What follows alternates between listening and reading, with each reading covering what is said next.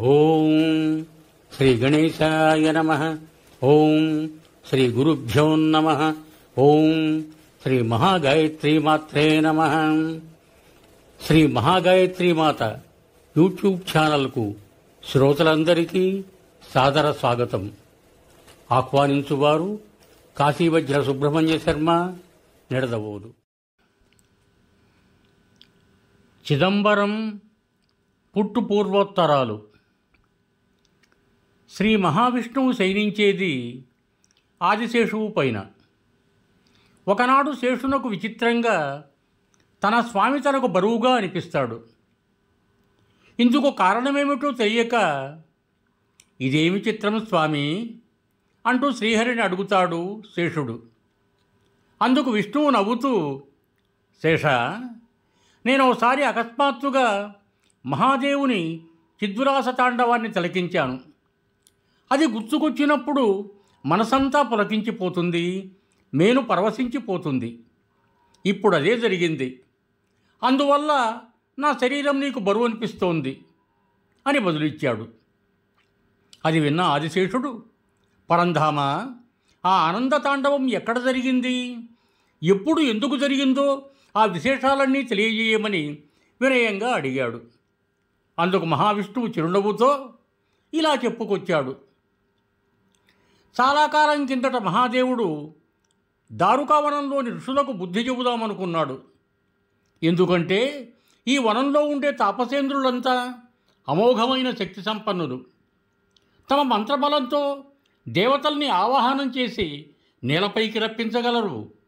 సాక్షాత్తు పరమశివుడు సైతం వారు చదివే స్వచ్ఛమైన వేదమంత్రాల బలానికి వశుడై వీరు చెప్పినట్టు చేసేవాడు. దీంతో వారంతా మహేశ్వరుడి కంటే తామే గొప్పవారమని అహంభావంతో ఉండేవారు. అందుకే ఎలాగైనా వీరి అహంకారాన్ని వదల్చాలనుకున్నాడు పరమేశ్వరుడు. ఆయన అలా భావించి నన్ను తలుచుకున్నాడు. వెంటనే నేను ఆయన ముందు ప్రత్యక్షమయ్యాను. తానేం చేయాలనుకుంటున్నాడో, అందుకు నేనేం చేయాలో కూడా వివరించాడు. దాంతో నేను నవ్వుకుంటూ మోహిని రూపం ధరించాను. పరమశివుడేమో ఆదిభిక్షువు రూపం ధరించాడు. అనంతరం శివకేశవులమిద్దరము ఆ దారుకావనానికి వెళ్ళాము. స్వచ్ఛమైన స్ఫటికవర్ణంతో ప్రకాశించే ఆదిభిక్షువు రూపంలో ఉన్న పరమశివుడు ఋషిపత్నులను భిక్ష వేయవలసిందిగా అర్థించాడు. నేను మోహిని రూపంలో ఋషీశ్వరుల అగ్నిగుండాల వద్దకు వెళ్ళగానే అక్కడున్న యువతాపసులంతా నా అందచందాలకు ముగ్ధులై పరవశులైపోయారు. చేస్తున్న అగ్నికార్యం వదిలి నా చుట్టూ మూగారు. ఇదే సమయంలో భిక్షుడి రూపంలో ఉన్న మహాదేవుని దివ్యకాంతిని చూసి ఋషిపత్నులందరూ సమ్మోహితులైపోయారు. తమ సతీమణులు భిక్షువు పట్ల, తమ యువఋషులు మోహిని పట్ల ఆకర్షితులు కావటం వృద్ధ ఋషులు సహించలేకపోయారు.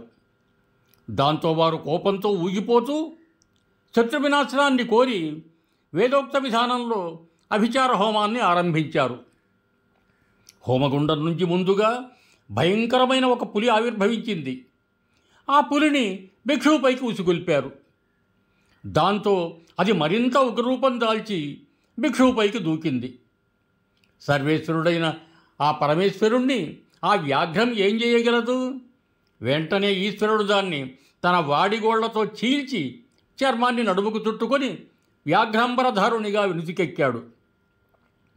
తమ ప్రయత్నం విఫలం కావటం చూసి ఋషులు ఉస్సూరుమంటూ మరో హోమం ఆరంభించారు. అందులో నుండి కాలకూట విషాన్ని జిమ్మే భయంకర సర్పం ఉద్భవించింది. కాలకూట విషాన్నే గొంతులో దాచుకున్న నీలకంఠుణ్ణి ఈ సర్పమేం చేయగలదు? ఋషులు ఆ సర్పాన్ని పరమేశ్వరుని మీదికి వదిలారు. అది భయంకరమైన విషజ్వాలల్ని చిమ్ముతూ పైపైకి వస్తుంటే మహాదేవుడు దాన్ని అవలీలగా చేత్తో పట్టుకొని కంకణంగా కట్టుకున్నారు. తామేం చేసినా దానికి ప్రతిగా స్పందిస్తూ ఎంతమాత్రమూ ఆగ్రహించని భిక్షువు నైజాన్ని చూసి ఋషులీసారి వారి ఆధ్యాత్మిక శక్తి మొత్తాన్ని ఉపయోగించి మరో హోమం చేశారు. అందులో ముయలకన్ అంటే అపస్మారక అనే దుష్టశక్తి ప్రభవించింది. దాన్ని స్వామిపైకి ప్రయోగించారు. అది పరమేశ్వరునిపైకి భీకరంగా దూకింది. శివదేవుడు చిద్విలాసంగా దాన్ని ఒక్క క్షణంలో కింద తొక్కిపెట్టి తన కుడిపాదం కింద అణచివేశారు. అది చూచి ఋషులంతా ఆగ్రహోదగ్రులయ్యారు. దాంతో తాము నిత్యము ఎంతో పవిత్రంగా ఆరాధించే హోమాగ్నిని స్వామిపైకి మంత్రించి విడిచిపెడతారు. నుదుటిపై అగ్నిని ఉంచుకున్న ముక్కంటిని ఆ అగ్ని ఏం చేస్తుంది? ఆ అగ్ని భయంకర జ్వాలలతో స్వామిపైకి ఎగసింది. దాంతో విలాసంగా పరమేశ్వరుడు ఆ అగ్నిని తన ఎడమ చేత్తో పట్టుకున్నాడు.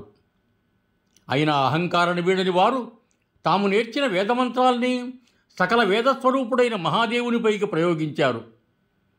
వేదవేద్యుడైన విశ్వనాథుడు ఆ వేదమంత్రాల్ని తన కాలి అందెలుగా మలుచుకున్నాడు. ఇన్ని అద్భుతాలని చూచిన ఋషులు వచ్చిన భిక్షువు ఆదిదేవుడైనని తెలుసుకుని పశ్చాత్తాపంతో కైలాసవాసుని పాదాలపై పడ్డారు. దాంతో పరమదయాళు అయిన పరమేశ్వరుడు వారికి వివేకమనే అంతర్జ్ఞాన నేత్రాన్ని ప్రసాదించాడు. తన శక్తి చూపించేందుకు అప్పుడు స్వామి తన ఎడమపాదం ఎత్తి కొంచెం ముందుకు జరిపి మహితనాట్యాన్ని ఆరంభించాడు. విడిపోయిన జటాజూటాలు 8 దిక్కులా నర్తిస్తుంటే స్వామి ఉద్ధృతనాట్యం వల్ల భూమి కంపించింది. ఋషీశ్వరులంతా భయవిహ్వలులై పరమేశ్వరుణ్ణి శరణు వేడారు. స్వామి దయతో క్షమిస్తూ వారి అహంకారాన్ని అంతరింపజేసేందుకు అత్యద్భుతమైన ఆనందతాండవం చేశారు. అది చూసిన నేను, నందికేశ్వరుడు పులకించిపోయాం. అప్పుడు నేను మోహిని రూపం వదిలిపెట్టాను. ఆ సమయంలో ఆనందతాండవమూర్తిని తిలకించిన ఋషులు వాస్తవాన్ని గ్రహించి తమకు ముక్తికి మార్గం చూపాల్సిందిగా ఈశ్వరుణ్ణి అభ్యర్థించారు. అప్పుడు స్వామి ఒక శివలింగాన్ని నెలకొల్పి దాన్ని భక్తి శ్రద్ధలతో పూజిస్తే పరమజ్ఞానం సంప్రాప్తిస్తుందని వారికి తెలియజెప్పాడు. ఆ విధంగా తన స్వామి ద్వారా మహాదేవుని ఆనందతాండవ విషయాల్ని విన్న ఆదిశేషువు తాను కూడా తాండవాన్ని చూసి పులకించాలన్న కోరిక కలిగింది. ఇదే విషయాన్ని మహావిష్ణువుకు తెలియజెప్పి ఆ కోరిక తీరేలా అనుగ్రహించమని ప్రార్థించాడు. అందుకు శ్రీమన్నారాయణుడు, శేష, నీ కోరిక తీరాలంటే ఆ ఆదిదేవుణ్ణే ప్రార్థించు, తప్పక ఆయన నీ కోరికను అనుగ్రహిస్తాడులే అని చెప్పాడు. వెంటనే ఆదిశేషువు కైలాసానికి పైనపై వెళ్ళి కైలాసనాథుణ్ణి చూసి నమస్కరించి, పరమేశ్వర, నీవు అలనాడు దారుకావనంలో చేసిన ఆనందతాండవాన్ని తిలకించాలని నాకు ఆశగా ఉంది, దాన్ని నెరవేర్చమని వేడుకున్నాడు. అందుకు మహాశివుడు నవ్వుతూ కాలగమనంలో నీ కోరిక తీరగలదని ఆశీర్వదించాడు. అయితే ఇందుకోసం నీవు సాధుపుంగవుని వేషంలో పతంజలిగా వెళ్ళమని ఆదేశించి తిల్లాయి అడవికి పంపిస్తాడు. పతంజలి వ్యాఘ్రపాదర్తో అంటే పులిపాదాలు కలిగిన వాడని అర్థం. ఎందుకంటే ప్రతిరోజు శివకైంకర్యం కోసం వ్యాఘ్రపాదర్ పలు రకాల పుష్పాలను స్వయంగా సేకరించి పూజించేవాడట. ఇందుకోసం ఎక్కడికైనా వేగంగా సునాయాసంగా వెళ్ళగలిగేలా పులిపాదాలను, అలాగే ఎంత దూరమైనా చూడగలిగే దూరదృష్టిని కోరి సంపాదించుకున్నాడట. అలా వారిద్దరూ తిల్లాయి అడవిలోనికి వెళ్ళి పరమేశ్వరుణ్ణి లింగరూపంలో పూజించారు. ఆ దైవమే ఈనాటికి మూలతనేశ్వర్గా పూజలందుకుంటున్నాడు. ఆదిశేషువుకి ఇచ్చిన మాట ప్రకారం అలనాడు దారుకావనంలో నాట్యమాడిన శివుడు తిల్లైవనం అంటే చిదంబరంలో మరొకసారి తన భక్తుల పతంజలి, వ్యాఘ్రపాదుడు, ఉపమన్యువు కోసం ఆనందతాండవం చేశాడు. పురాణ కథనం ప్రకారం శివుడు తన దివ్యమైన ఆనందతాండవాన్ని నటరాజు రూపంలో 2 సాధువులకు తమిళుల తాయ్ జనవరి ఫిబ్రవరి నెల పూసం నక్షత్రం ఉన్న సమయంలో చూపించాడు. చిదంబరాన్ని ఇంతకు పూర్వం తిల్లయ్యని, వ్యాఘ్రపురంగానూ వ్యవహరించేవారని పలు గ్రంథాలు స్పష్టం చేస్తున్నాయి. ఈ ఆలయం విరాట్ హృదయ పద్మస్థలం అంటే వికసించిన కమలం మాదిరిగా విశ్వపు హృదయంలో ఉన్నదని అంటారు. పరమశివుడు ఆనందతాండవం చేసిన తిరుమూలతనేశ్వర్ ఆలయానికి దక్షిణంగానే ఇప్పుడు శివుడు నృత్యభంగిమలో కనిపించే పొన్నాంబళం, పొన్నంటే బంగారము, సభై అంటే వేదిక ఉంది. ఇక్కడే దేవుణ్ణి సభానాయకర్, వేదిక పైన కొలువైన దేవుడుగా పిలుస్తారు. బంగారు తాపడం చేసిన వేదిక చిదంబరం ఆలయపు గర్భగుడి. ఇందులో స్వామి 3 రూపాల్లో దర్శనమిస్తారు. సంపూర్ణ రూపం నటరాజ రూపంలో ఉన్న శంకరుడు, అసంపూర్ణ రూపం స్ఫటిక రూపంలో దర్శనమిచ్చే చంద్రమౌళీశ్వరర్, నిరాకారం పంచభూతాల్లో ఒకటైన ఆకాశానికి ప్రతీకగా గర్భగుడిలోని ఖాళీ స్థలం. పరమశివుడు నృత్యం చేసినట్లుగా చెప్పే 5 స్థలాల్లో చిదంబరం కూడా ఒకటి. శుభం భూయాత్. సర్వే జనా సుఖినో భవంతు. ధన్యవాదములు. మీకు నా వీడియో నచ్చినట్టయితే దయచేసి ఒక లైక్ కొట్టి నా ఛానల్ను సబ్స్క్రైబ్ చేయవలసిందిగా ప్రార్థన. మీ బంధుమిత్రులకు నా ఈ వీడియోలను షేర్ చేయండి.